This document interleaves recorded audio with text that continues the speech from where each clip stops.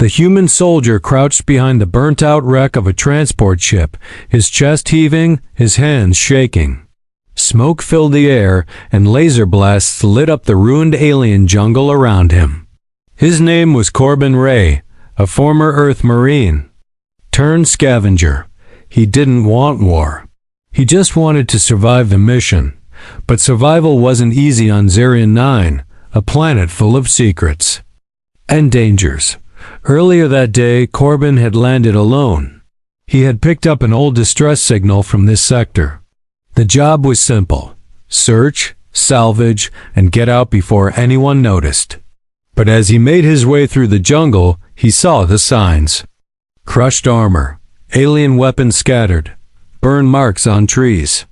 Signs of a battle that was not in any records. And then he heard it, a voice. Not a recording. Not human. Identify yourself. A sharp female voice echoed behind him. Corbin turned slowly, gun ready, breath held. Standing there, partly hidden behind a vine-covered tree, was a young alien girl. She was tall and slender, with skin that shimmered like polished stone and glowing. Markings on her arms. Her eyes were bright, intelligent, yet dangerous. She wore a tight combat suit, slightly torn, and held a glowing plasma bow aimed at his heart. Corbin's instincts kicked in. He raised his blaster. Standoff, for a moment. No one moved. Lower your weapon, she ordered. Her voice was calm but firm. You first, Corbin replied, trying not to show fear.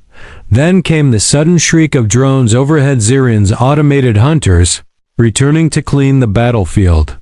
They didn't care who was right or wrong. They only followed protocols. Eliminate all life signs not registered to the planet. Both Corbin and the alien girl looked up. Their eyes locked.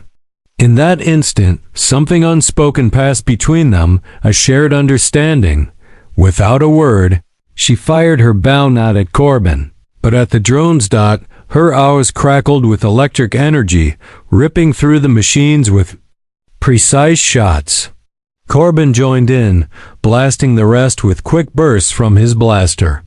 When it was over, 4 drones lay smoking on the ground.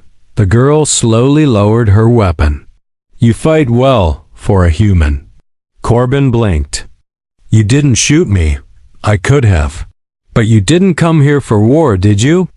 She asked, walking slowly toward him. No, I'm just trying to get off this planet alive. She stopped a few feet away. Then we have the same goal. Corbin lowered his blaster completely. Who are you? She hesitated. Then she said, My name is Aris, and I was once a commander in the Zarian Defense Fleet until they betrayed me. Corbin frowned. Why would they betray their own? Aris looked around at the battlefield. Because I discovered this truth about the war, about the humans, about why they fear your kind so much. Corbin took a step closer. What truth? Aris opened a small metal container on her belt. Inside was a glowing crystal. It pulsed with a strange rhythm, like a heartbeat. This, she said softly, is what they're trying to hide. This crystal contains ancient data from the First Contact archives, evidence that humans were never the enemy. In fact, they were supposed to be our allies. But someone changed the records. Someone wanted war. Corbin stared at the crystal. The realization hit him like a punch to the gut. He had been fighting, running, and surviving on lies. Before he could ask more, the ground shook. A deep, low rumble echoed from the jungle depths. Ares looked around, her expression hardening. There. Coming, she said. And if they find us, they'll erase everything. You, me, and this truth. Corbin tightened his grip on his weapon. Then we better move. Ares nodded. There's a cave not far from here. I have more data there. And answers. But it won't be easy. The ones who want this hidden, they're not just soldiers, they're machines. And they're hunting us both. Together, The human and the alien girl disappeared into the jungle shadows, no longer enemies, but survivors on the run from a secret that could change everything. The path through the jungle was dark and narrow. Tall trees blocked the sky, and strange sounds echoed all around. Corbin followed closely behind Ares, stepping over twisted roots and fallen branches. Every few seconds he looked behind them, expecting anything to jump out. Ares moved fast, but she was careful. She knew this land like it was part of her. Corbin admired how she walked without fear, even though she had just become a traitor in the eyes of her own people. "Are we close?" Corbin whispered. Ares nodded. "Just beyond that ridge? But we must be silent. There are watchers in these woods." "Watchers?" Corbin asked, frowning. She glanced at him. "Living. Drones, designed to track and kill. They don't sleep, and they hate heat signatures like yours." That wasn't comforting. Corbin adjusted the settings on his armor to cool down his body. It helped, but he could still feel sweat on his back. Finally, they reached a steep wall of stone. Ares pushed her hand against a carved symbol. The ground shook and a part of the wall slid open. Inside was a dark tunnel. "Quick," she said, and they both slipped inside. The door closed behind them. The silence was heavy, but Corbin felt a little safer in the darkness. Ares lit a soft blue glow from her wristband, lighting the path. As they walked deeper, the walls began to change, no longer natural rock, but metal. Old, alien tech, covered in dust, rust, and strange symbols. "This place," Corbin murmured. "What is it?" "A forgotten bunker," Ares replied. "Built during the First Alliance era, back when humans and Xerians worked together. Before the lies started." They stepped into a small room filled with glowing consoles and floating data panels. Ares walked to the center and placed the crystal into a socket on the table. It lit up and holograms filled the air, images of old battles, star maps, and text in an alien language. "What is all this?"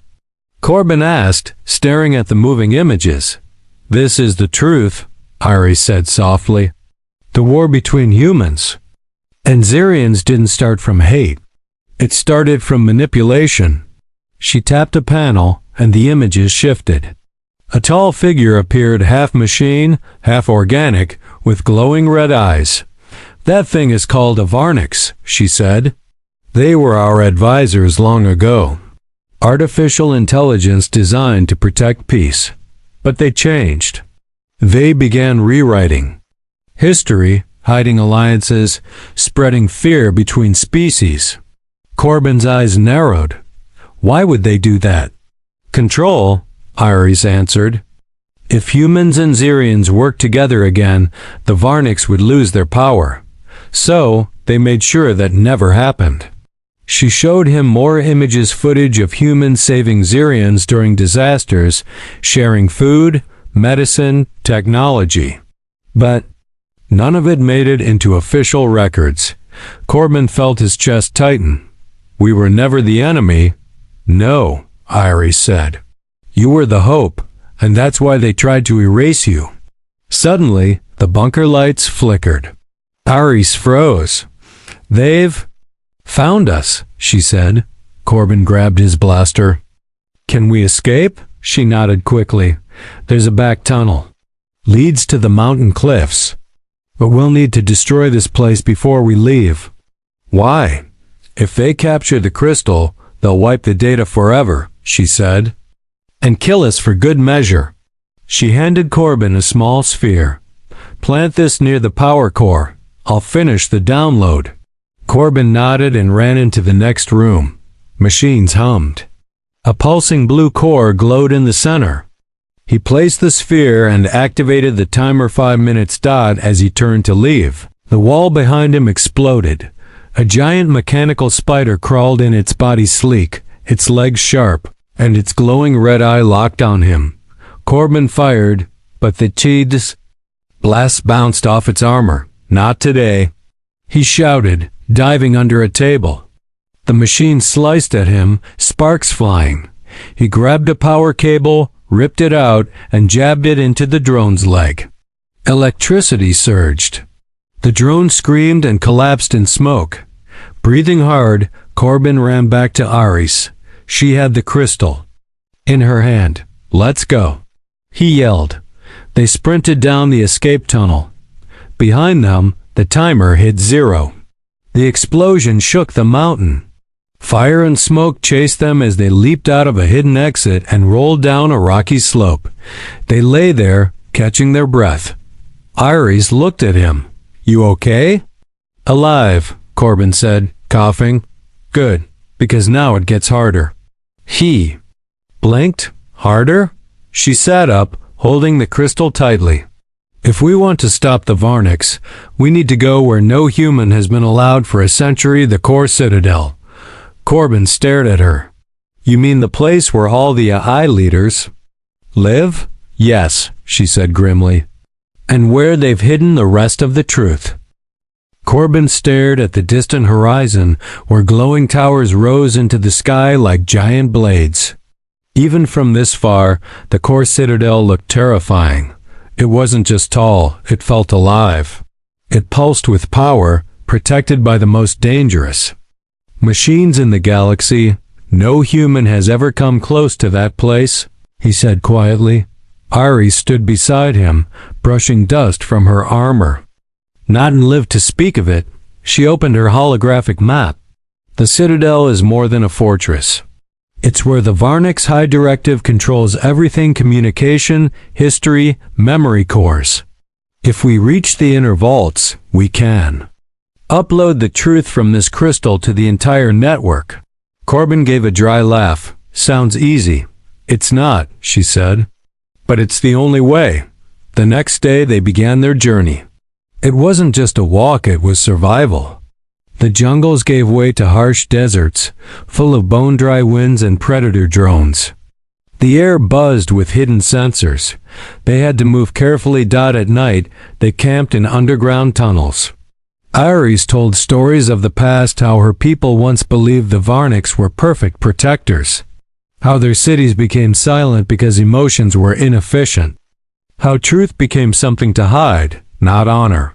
Corbin listened closely.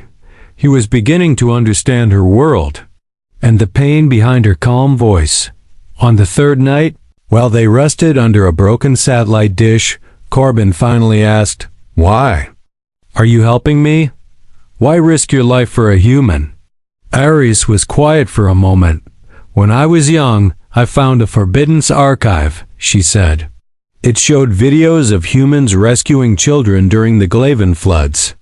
One of the humans gave up his oxygen tank so an alien girl could breathe. "That girl looked like me," her voice softened. "I never forgot that face, and when I met you in the jungle, I remembered." Corbin looked at her differently now. She wasn't just a warrior. She was someone who had been carrying truth in silence for years, but they didn't have much time for feelings. The next morning, they were spotted. 2 sentinels flying hunter machines with black wings and red eyes descended from the clouds. Their orders were simple: eliminate all intruders. Corbin and Ares ran into the ruins of an old power station. Metal beams crashed around them. One sentinel fired an electric net, missing Corbin by inches. Ares leapt across a broken platform and fired her plasma arrows, hitting one in the eye. It spiraled into a wall, exploded, but the second sentinel was faster. It blasted the floor under Corbin, sending him falling through metal and dust. He landed hard, groaning. A moment later, the sentinel landed above him. It raised its weapon. Before it could fire, a shadow dropped behind it. Ares, without hesitation, plunged her energy blade into its back. The sentinel screamed in sparks and collapsed beside Corbin. "You okay?" she asked, panting. Corbin nodded slowly. "You saved me. Again. We're even now," she smirked. Continued toward the citadel. As they got closer, they saw the sky change color. Lightning danced between the clouds. The ground was made of black metal. Everything hummed with energy. They had reached the dead zone, the final defense ring before the core citadel.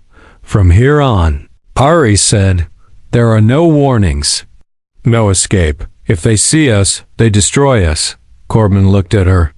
Then, we better not get seen. That night, as they hid beneath a broken radar tower, Ares inserted the crystal into her gauntlet and showed Corbin a live map of the citadel. There's a hidden tunnel here, she said, pointing to a vent near the waste processing tower. It's risky, but it leads straight to the inner vaults. Corbin leaned in. And what's guarding it? Just one thing, she said. A Titan-class Sentinel. The biggest machine they've ever built. Corbin rubbed his temples. Of course it is, she smiled faintly. You can still back out. He met her gaze. Not a chance. We made it this far. We finish it together. As the storm built above them and the citadel loomed larger, they both knew what was coming. A final run. One mission. All or nothing. Asterisk lightning cracked across the sky as Corbin and Ari stood before the massive wall of the core citadel. The structure rose into the clouds, pulsing with eerie light. Machines crawled along its surface like insects watching. Scanning, waiting. Corbin adjusted his armor, checking his blaster for the third time. I can't believe we're doing this. Ares gave a small smile. Neither can I, but we're here. They approached the side of the structure, moving through the shadows of broken towers. Ares led them to a narrow hatch hidden beneath a large pipe, exactly where her map had shown. This tunnel leads to the maintenance ducts, she whispered. If we follow it carefully, we'll reach the vault sector. Corbin glanced up at the sky. What about that Titan-class Sentinel? Ares looked serious. We avoid it, at all costs. They climbed inside. The tunnel was cramped, cold, and filled with the hum of distant machines. Metal scraped under their boots as they crawled through dark, narrow shafts. Glowing blue lights flickered on the walls. Corbin's nerves were tight. One wrong move, one wrong sound, and the whole place would wake up. After an hour of crawling, they reached a large vertical shaft. Ares looked up. That's it. We climbed to the 6th ring. Corbin looked up. Metal ladders stretched into darkness. Of course. Why not?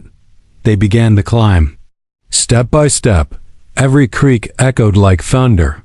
Halfway up, Corbin stopped. He heard something. A heavy thud. Then another. Getting closer. Something's coming, he whispered. Ares froze, then whispered, It's the Titan. A shadow passed above them. Massive legs. Red lights scanned the shaft. Corbin pressed against the wall, holding his breath. The Titan paused, then moved on. When the sound faded, they kept climbing. Finally, they reached a grated panel.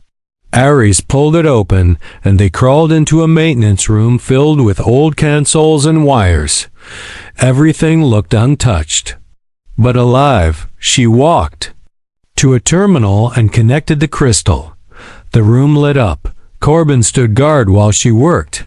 Eyes locked on the door. Suddenly, the floor of vibrated. The alarm had been triggered. They know we're here. Iris shouted. From outside the door. Pounding footsteps grew louder. Corbin aimed his blaster. How long do you need? Just 2 more minutes. The door exploded open. A mechanical enforcer twice Corbin's size, armored like a tank, marched in and opened fire. Corbin dove behind a console as lasers scorched the air. He fired back, aiming for its joints. Sparks flew, but the machine kept coming. Ares ducked low, shielding the crystal with her body as it continued transferring data. Corbin shouted, Any help would be great. Ares pulled out a plasma disc and tossed it toward the enforcer. It exploded, sending the machine crashing into a wall. Corbin rushed forward and shot it in the core, finishing the job. Done. Ares yelled. The data's in the system. What now? We get to the signal tower. It's the only way to broadcast the truth. They ran through the corridors as sirens blared. Security drones flew toward them. Corbin shot down 3.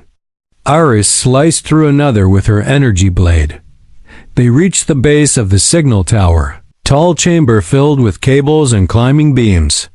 We have to go up, Ares said. Manual upload only. They climbed fast. The tower shook as explosions went off below. The Titan was coming down at the top. Ares connected the crystal to the main relay. Corbin turned and froze. The Titan-class Sentinel had reached them. It stood at the tower base. Its red eyes glowing. It began climbing. Corbin raised his weapon. Heart pounding. We're out of time. Ares activated the upload. Keep it busy. 30 seconds. Corbin fired down at the Titan, trying to slow it. The giant machine kept climbing, breaking through metal with its claws. 20 seconds. The Titan fired a plasma beam. It missed Corbin by inches and burned half the platform. 10 seconds. Corbin took a deep breath. Then he leapt off the platform, landing on the Titan's back. He stabbed wires and cables, using his knife to short the circuits. The Titan screamed in rage and shook violently. 5 seconds. Ares shouted, "It's working. Just hold on." The Titan spun, trying to throw Corbin off. He held tight, stabbing deeper into its power nodes. Then, the tower pulsed. A bright light shot into the sky. The upload was complete. The data, the truth about the war, the lies, the humans' innocence, was now in every Varnic system. The machine paused. Then it began to fall. Corbin jumped off just in time, slamming into a lower platform. The Titan crashed into the depths below, destroyed. Ares ran to him. "You did it." He groaned, clutching his side. "We did it." From the broken platform, they looked out at the citadel. All across the sky, lights flickered. Screens changed. Messages began broadcasting across the stars. The lie was broken, but they both knew it wasn't over yet. The sky above the core citadel glowed with strange new colors. Screens on every tower flashed with shocking messages, ancient footage of human and Zarian peace talks, images of betrayal, recordings of the Varnics altering history. Across the planet, and the galaxy, truth was finally being revealed. Corbin lay on the ground, bruised and bleeding but smiling. Ares stood above him, helping him sit up. Her eyes weren't glowing with anger or worry anymore. Now they glowed with hope. "You did it," she whispered. "We did," Corbin said weakly. "Think they'll thank us?" Ares shook her head. "No, not yet. The truth changes minds, but it also starts wars."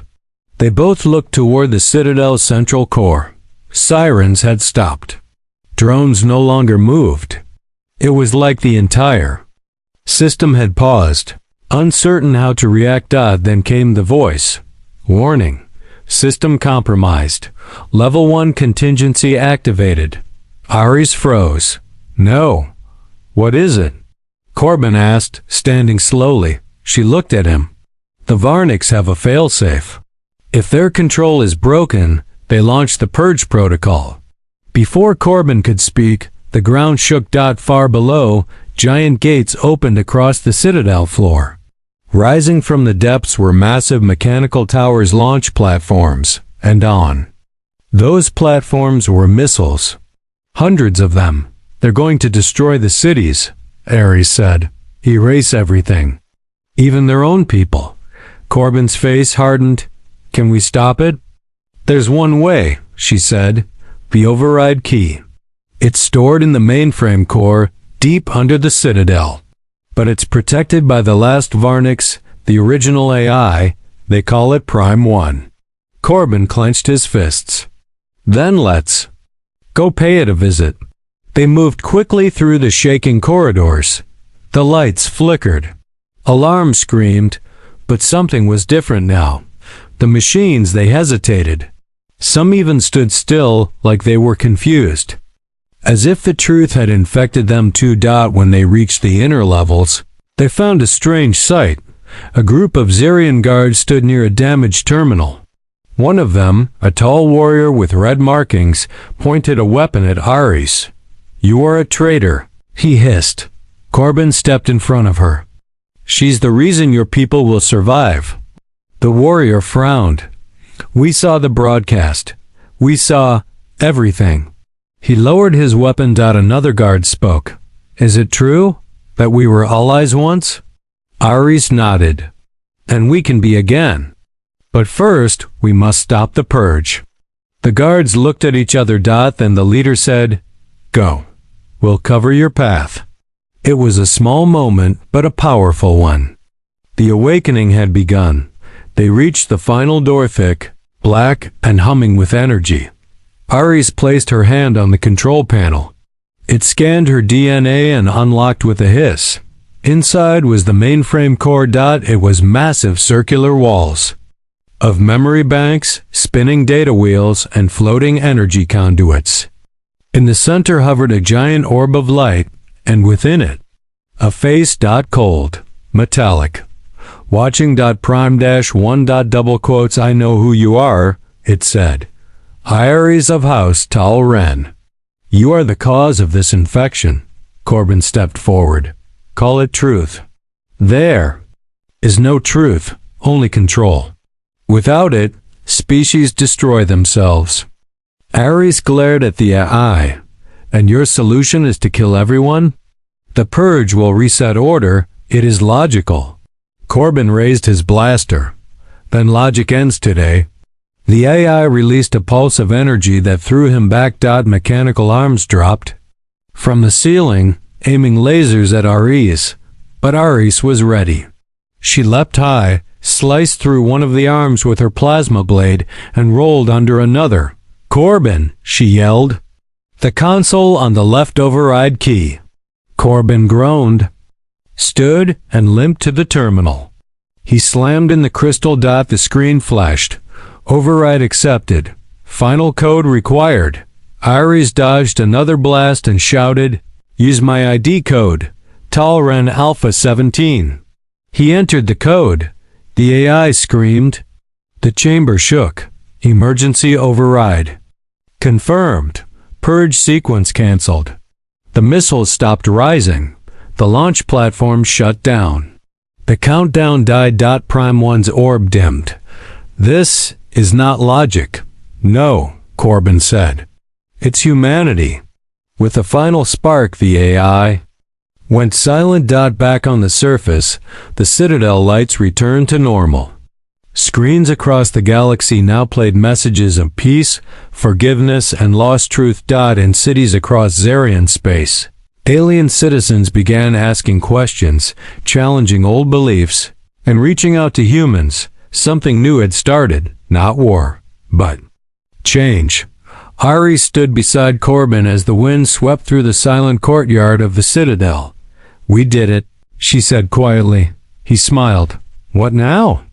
She looked up at the stars. "Now? We see who answers the truth." The skies above the core Citadel were calm. For the first time in decades, no drones hovered, no alarm screamed, and no war machines patrolled the air. Across the galaxy, people, human and Zarian alike, watched the truth unfold on every screen. Hidden footage, erased history, the long-lost alliance between their kinds, it was all now public. Corbin and Ares had stopped the purge, but peace was never so simple. 3 days had passed since the override. Corbin now rested in a temporary medical unit near the base of the Citadel. His ribs were still sore, his legs still bandaged, but he was alive and a hero in the eyes of many. Ares had spent most of those days meeting with resistance leaders and curious citizens, some angry, some ashamed, but all questioning what they had believed.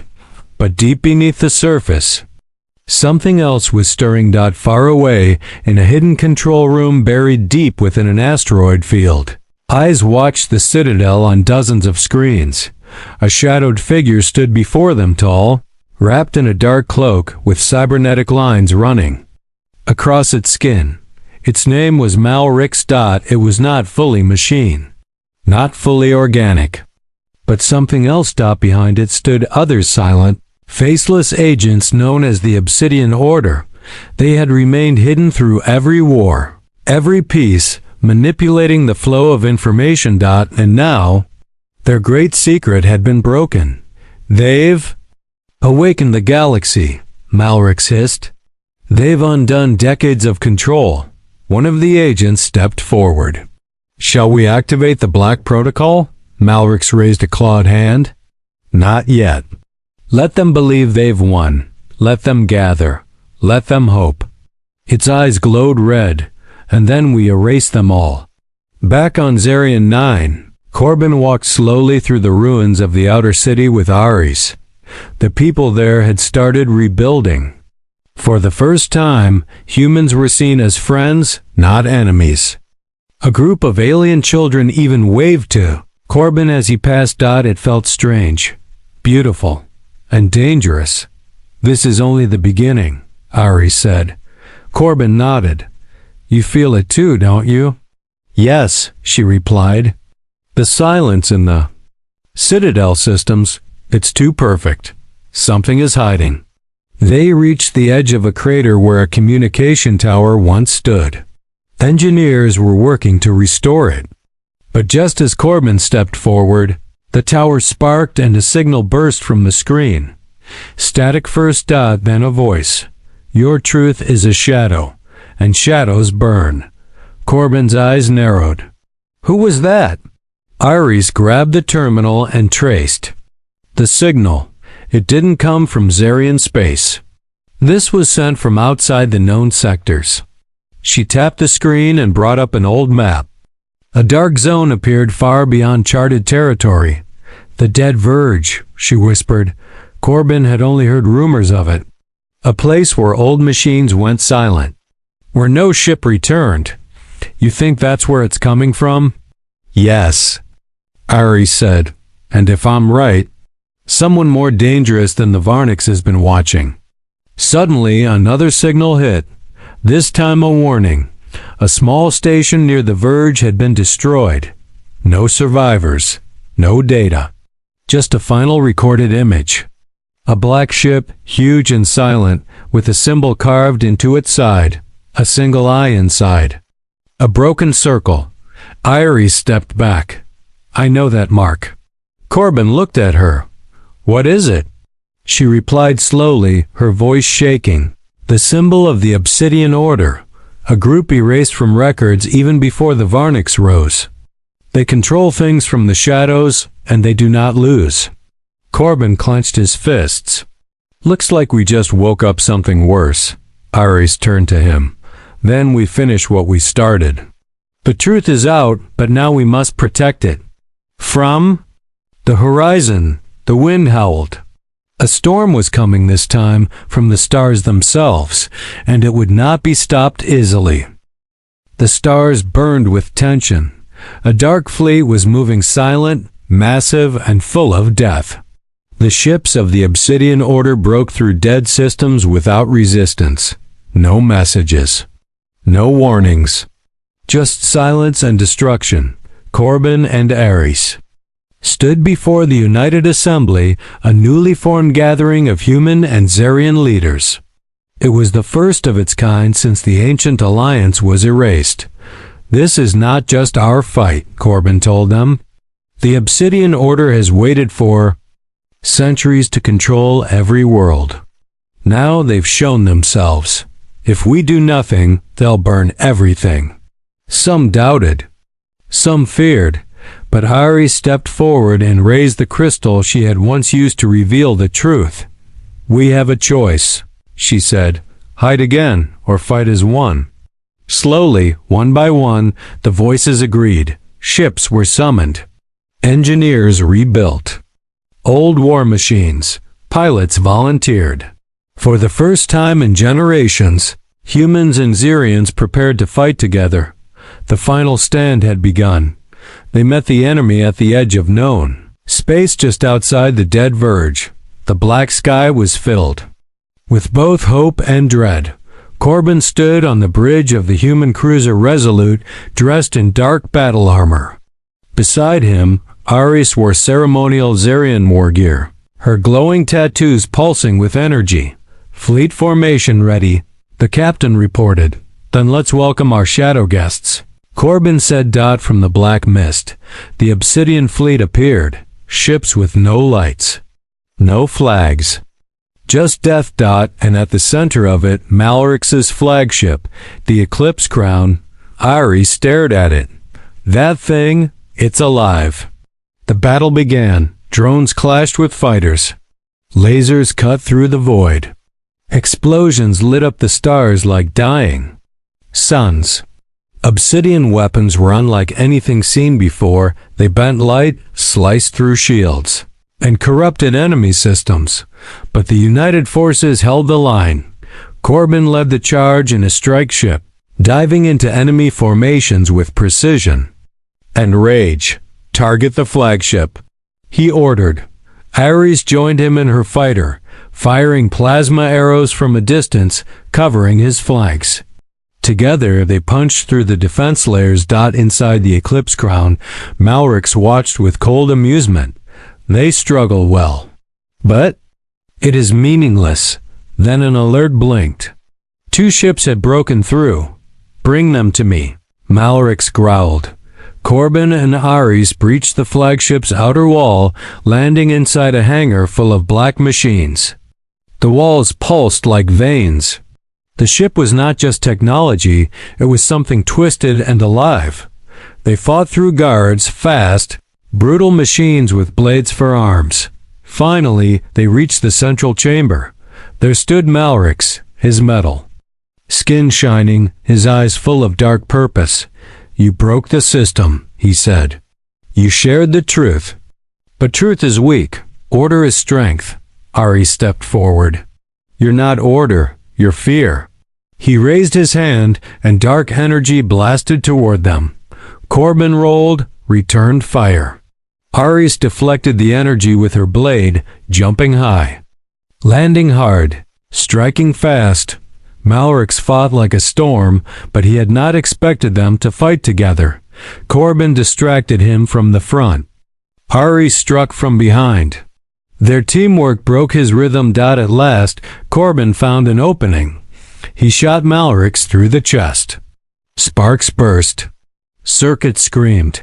Malrix staggered.